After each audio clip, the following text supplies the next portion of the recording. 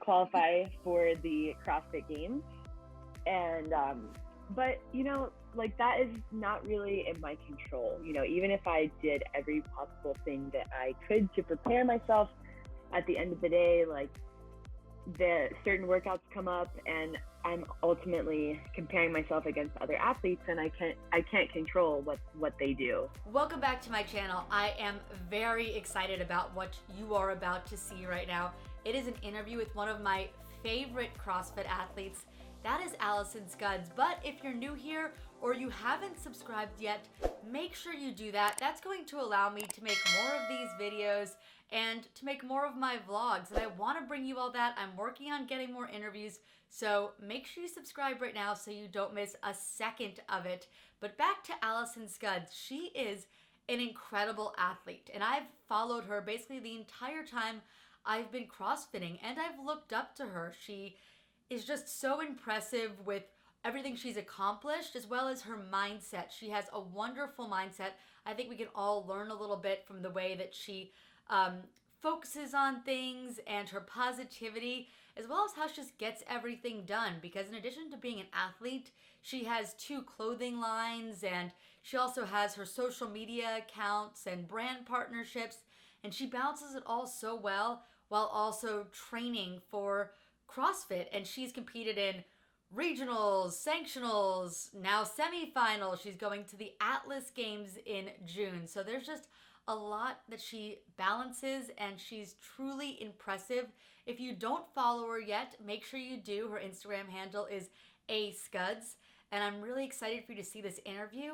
She is very interesting, and I think you'll learn a lot. I am here with Alison Scudds today. I was trying to look up just how many times you've been to regionals, sanctionals, semifinals, but I don't think I could find sanctionals. So how many times have you been to all of these different events?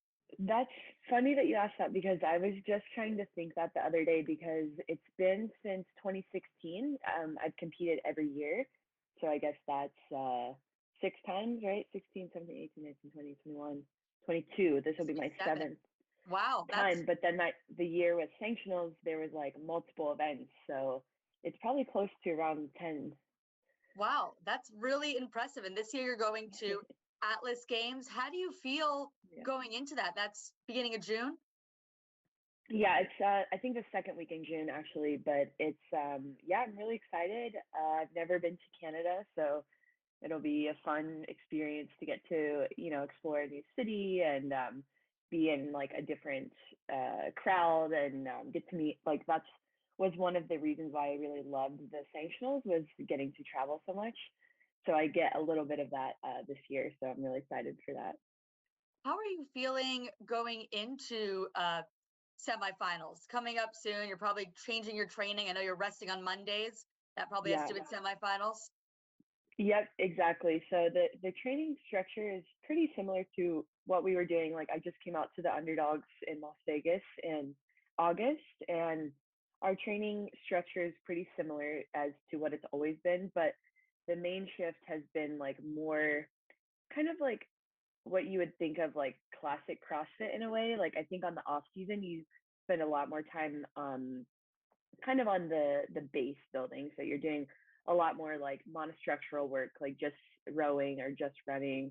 You're doing a lot of like traditional strength work, 5x5 back squats, things like that. But now after quarterfinals, I felt a big switch, and like my strength pieces are kind of like metcons in a way. Like they'll be like superset with something like bike and snatches versus like just working up to a heavy snatch. So things that you would see more in a competition setting. Obviously, we're still doing the cardio and still doing the strength, but it's just a little bit more sport specific, I guess you could say. And yeah, we switched our rest days from Sunday to Monday to kind of mimic, Friday, Saturday, Sunday. We'll have to train or we'll have to compete at semifinals. What are your goals going into this semifinal? My goal, I feel like from the very beginning, I kind of look at goals as you have two types of goals. You have results based and process based. And my results based from the very beginning is to qualify. This is Rari, by the way.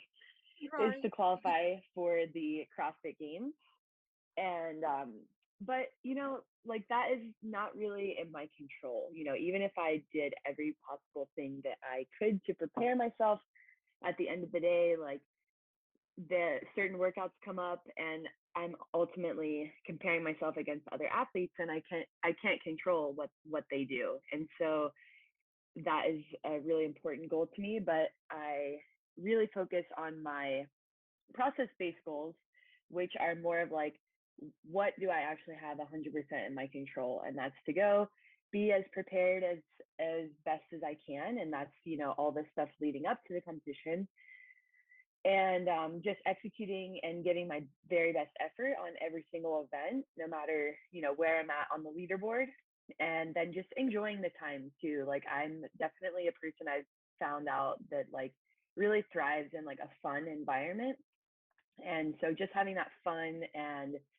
enjoyment aspect of it is super important for me to not only just have a good time, but like actually be able to perform at my best ability as well. It seems kind of counterintuitive because it's like serious, like this is my job and like this is what I've been training all year for. But at the same time, like if it's too serious, it's like it's just not worth it anymore. So that fun component is really important for me. That's a good mindset to have. Is there any movements or workouts that would be great for you to come up in this semifinal? I think you're hoping to see. I think I like to consider myself as like fairly well rounded. So like kind of the classic CrossFit stuff. I mean, I consider myself to really excel at like gymnastics movements, especially anything from the bar, like toes to bar, chest to bar muscle ups, things like that. But I kind of don't really like hope for certain events or things like that. Like I know there's going to be a mix of everything, and I'll be hopefully ready for whatever they throw at us. How do you think being an underdog is impacting your training? You made a big move there from Northern California down to Las Mm-hmm. Vegas. Do you think it's helping? Oh, absolutely. Like I think just even the everyday like enjoyment of training, like you have other people there who are pushing you and who are fun to be around with, and so that just makes the everyday a lot more enjoyable. But then on top of that, it's very competitive, and you get exposed to that like strategy, I guess, sometimes of competing against others, but also just like the mental strain I think that goes along with that is like you're not going to win every workout, and so being ready for like what that feels like and being able to still be able to like, okay, I'm not going to win, but like how can I pivot and still like do my best in this workout. And so getting to practice that a lot of times, um people who train alone, or like when I was training alone last year, like you only get to experience that at a competition where it really matters. And so it's kind of like a skill in a way to be able to pivot and like just have other things going on around you. Like most of the time you're pretty much like focused on what you can do anyways, but those things can come in and cause distractions and cause you to ultimately not do as best as you could do. So I think all of that together has definitely helped my training, and just the style of training we're doing is slightly different than what I was doing in the past. It's a lot more, like I said, sport specific, and so I'm really excited to see how that pays off this year. Yeah, how are you feeling with this different style of training? It's a big change getting a new coach, I imagine, and working Hmm. with different people. Do you feel confident? Yeah, I think that anytime you go into a competition, there are always unknowns, which leaves room for doubt, right? But all year, you try to think about where are those possible holes or mistakes that you could have, and build your confidence by either exposing yourself to them or figuring out ways that you can like best manage those unknowns. And so I think that, and ultimately, actually, a previous coach of mine, Nick Fowler, he's amazing. He's with Brute Strength. He used to tell me this before competitions, and it's something that I still think about is like, I think as athletes, we're always like, am I ready? Am I ready? Like, and you always have that like questioning. And he's like, well, that's what competitions are for, is to figure out if you were ready or not. And, we obviously want to know before the competition if we're ready or not, but like that is, it's a test, like, so you prepare as best as you can and you go to the test and try to do your best. And then you get an idea of where you're at. How do you balance? You also have a clothing brand that you're working on, and you're doing a lot of things other than just working out. You have to manage your social media. How do you Yeah. do all that and still be the best athlete you can? Um, I really love doing both of those things. Dealing with sponsors and kind of like running my own personal brand and social media. I really find a lot of like joy and fun in that.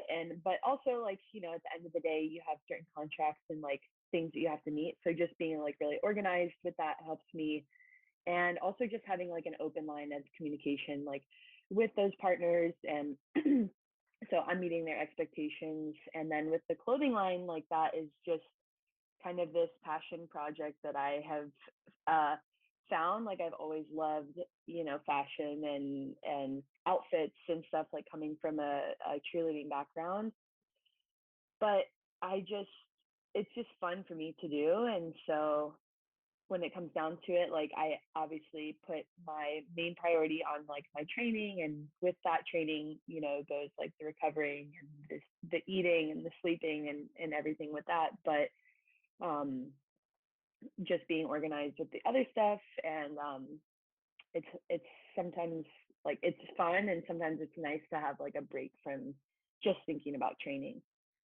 I think a lot of people don't realize just how much goes into being an athlete. You were just mentioning it, the sleeping, the eating, like Yeah. it's a full-time job. It's not just going to the Yeah. gym for 2 or 3 hours. Yeah, definitely. Yeah, and I think the more, I've, like we talked about at the beginning, I've been doing this for a long time, and it's definitely something that like each year I would probably add in, a little bit more, a little bit more. And so yeah, it really does feel like a full-time job. And, I really only have like one rest day. So it's kind of like, most jobs you get like 2 or 3 day weekends. And so it's like I have that one day for rest. And sometimes I'm just like so tired that all I want to do is just like lay on the couch. But then you have like all the other stuff that has to get done, like adulting, like taxes and cleaning the house and going to the grocery store. So, but yeah, it is a lot more than the time that you put in the gym. And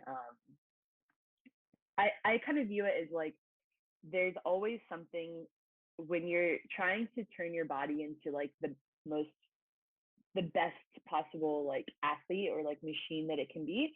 There's always something that you can be doing, right? Like you could be, prepping your food, you could be mobilizing, you could be working on your positioning, you could be watching videos of like coaches, or like there's always something to be doing. So just finding a way to like structure that. And then I also kind of have like this like checklist here that I'm looking at behind the camera that's like the most important, I call them like anti-stress things for me, because when you're training, it's a lot of like stress on the body. And so I've found for the last couple of years that like balancing that stress with things that are like more restorative is super important, because it's easy to get hurt or feel burnt out if you're just like go go go, stress and like all these other stresses in your life. And so finding a way to like actively, decompress and undo that stress is super important too. And so those are like other things that you could be doing too, even though they're not like super productive. That's a lot. It's a lot to do. I'm very impressed that you managed to manage it all. And I think a lot of people could learn a lot from you. Thank you. Yeah, I think it's just like I heard a while back, like, you don't have to be like a professional athlete to be a professional you, whatever that is. And even if your job isn't being a CrossFit athlete, or you're not trying to make your body like the best machine you can. There's still like you can professionalize all aspects of your life and view it that way of like just very intentional. Like it doesn't have to be always productive, like I was saying, like with the anti-stress and the relaxation stuff, but just like I'm doing things with a purpose, like on purpose. And while you haven't been to the CrossFit Games just yet as an athlete, you have been there for things. I know that you worked with the demo team. Were you the captain Yep. last year? Yep, I was the captain last year of the demo team, and then in 2017, I was also on the demo team. And you worked with Dave Castro, and that was sort of the end of an era that you probably didn't know, and he didn't even know at the time that was the end. What was that like? Well, yeah, it is kind of sad in a way that it looking back. So last year, I was the last semifinals. I think I was the last weekend to go. Right, like literally 2 days after the semifinal. Maybe it was even 1 day after my semifinal. I didn't obviously qualify for the games, and Dave texted me and was like, "Hey, do you want to come test out some workouts?" Because I had tested other workouts for him in the past, previous games, and through the open, like during quarantine and stuff. So we had already kind of established that relationship. And so a couple days after semifinals, I was like, "Yeah, let's do it," And what else can you say in that situation? And so basically, from semifinals through the games, I was testing the games workouts, and so that wasn't technically like part of the demo team, but just those weeks, I would stay at the ranch and just like test the games workouts over and over, and so that was like a really cool experience, and something that will never happen again because the ranch was his family's. And so yeah, I mean, I've worked with Boz and like everybody else who's like, it's always been a group effort, but he was definitely a big part of it, and so that will be totally different, going forward. And it seems like you have a good relationship with Dave. I feel like he seems like this, I don't know, mean villain type figure in CrossFit, but it seems like he could also be a good guy, or he is a good guy. Yeah, I mean, I've always loved working with him, and I really admire him for his just like he expects very highly of everyone, and I could say that about everybody who works at the CrossFit Games. Getting to be the captain of the demo team this year, I was a part of the like debrief meetings with all of the head of each department, and everybody's just so passionate and really just chases excellence, and you don't realize what goes into like big events like that and how many moving parts there are, and so like everybody's got to be the best of the best working for the CrossFit Games. And while the demo team is awesome, I think we're going to see you down on the floor this year. That's your goal, and I think I hope so. you have a good Yeah. chance of making it. Thank you so much for doing this. I really appreciate it. Of course. Thank you.